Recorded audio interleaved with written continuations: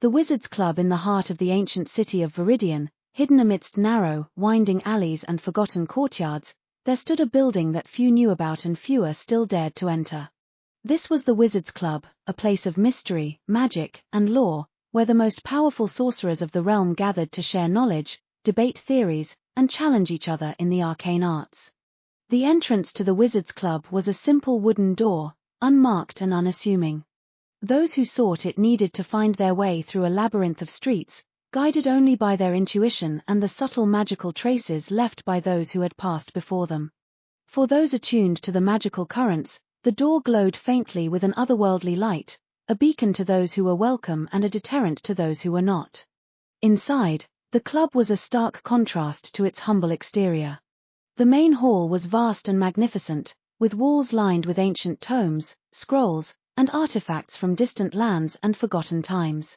The air was thick with the scent of old parchment, exotic herbs, and the faint crackle of residual magic.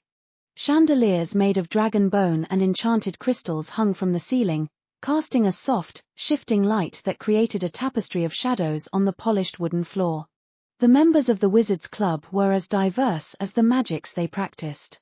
There was Eldric the Wise, a venerable sage whose beard was as long as the histories he recited from memory.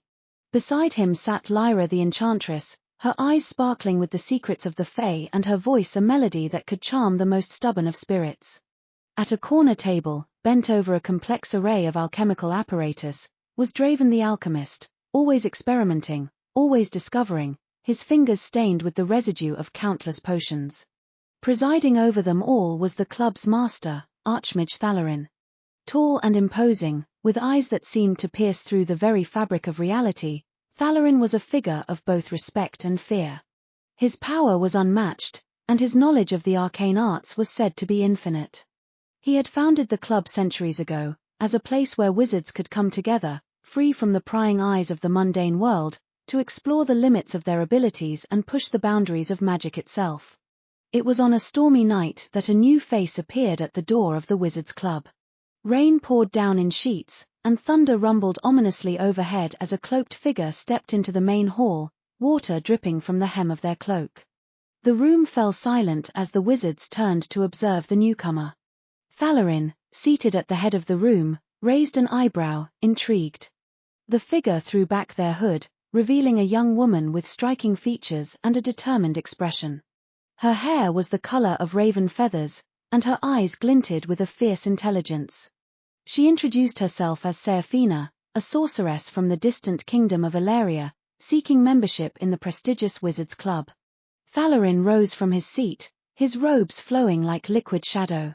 "And what, young Seraphina, do you bring to our esteemed assembly?" he asked, his voice deep and resonant.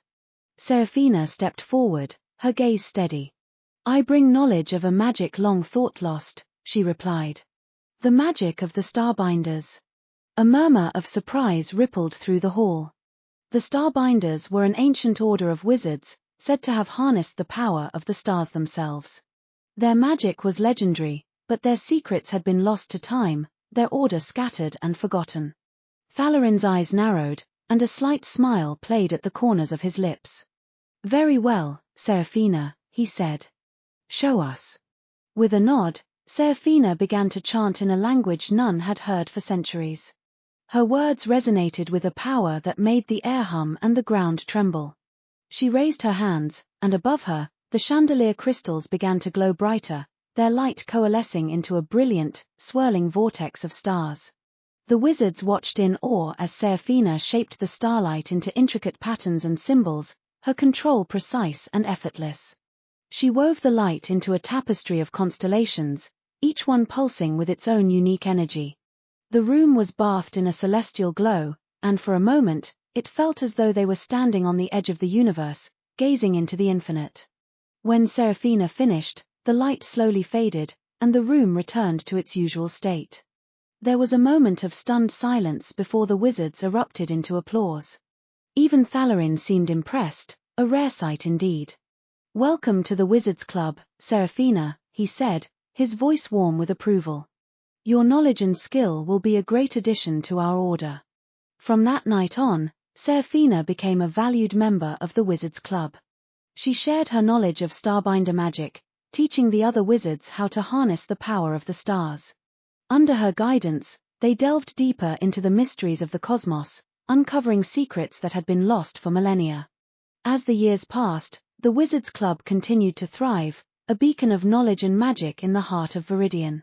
And though the world outside remained largely unaware of their existence, the wizards knew that they were part of something extraordinary, a brotherhood bound by the pursuit of the arcane, forever seeking, forever discovering, the limitless wonders of magic.